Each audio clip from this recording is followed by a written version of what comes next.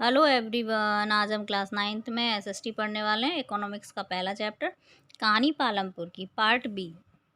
1960 के दशक के अंत में हरित क्रांति आई, जिसने किसानों को अधिक उपज वाले बीज हाइब्रिड के द्वारा गेहूं और चावल की खेती करने के तरीके सिखाए।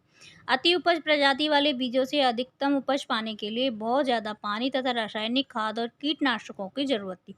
भारत में पंजाब, हरियाणा और पश्चिमी उत्तर प्रदेश के किसानों ने खेती के आधुनिक तरीकों का सबसे पहले प्रयोग किया। परंपरागत बीजों से गेहूं की उपज 1300 किलोग्राम प्रति हेक्टेयर थी। हाइब्रिड बीजों से 3200 किलोग्राम प्रति हेक्टेयर तक पहुंच गई। हरित क्रांति के जनक विश्व में नॉर्मन बॉरलॉग थे और भारत में यह क्रांति श्रीनाथन के द्वारा आई थी।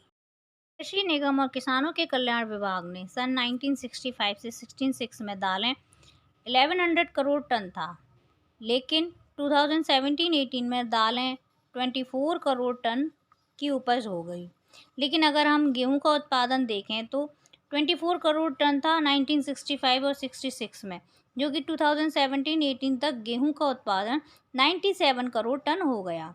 नोट के द्वारा हम देखेंगे कि दालों का उत्पादन उतनी स्पीड से नहीं बढ़ा, इसीलिए दालों के दाम गेहूं की अपेक्षा अधिक हैं। अगला पॉइंट है, क्या भूमि यह धारण कर पाएगी? वैज्ञानिक रिपोर्टों से संकेत मिलता है कि खेती की आधुनिक कृषि विधियों ने प्राकृतिक आधार का अधिक उपयोग किया है। अनेक क्षेत्रों में हरित क्रांति के कारण उर्वरकों के अधिक प्रयोग से मिट्टी की उर्वरता कम हो गई है। इसके अतिरिक्त नलकूपों से सिंचाई के कारण भूमि जल के सतत प्रयोग से भौम जल स्तर कम हो गया है। देश में रासायनिक खाद का सबसे अधिक प्रयोग पंजाब में है। पंजाब के किसानों को पहले का उत्पादन स्तर पाने के लिए अब अधिक रासायनिक उर्वरकों का एवं अन्य आगतों का प्रयोग करना पड़ता है। इसका मतलब है कि यहाँ खेती की लागत बढ़ रही है। स्रोत द ट्रिब्यून चंडीगढ़ के आंकड़ों के आधार पर यह हमें पता चला है। पालमपुर के किसानों में भूमि किस प्रकार वितरित है? जमीन तो स्थिर रही है, लेकिन जनसंख्या वृद्धि से भूमि घटती हुई चली गई है। इससे लोगों की आय कम होती चली गई है। यहाँ पर हम देखेंगे कृषि क्षेत्र और कृषकों का वितरण।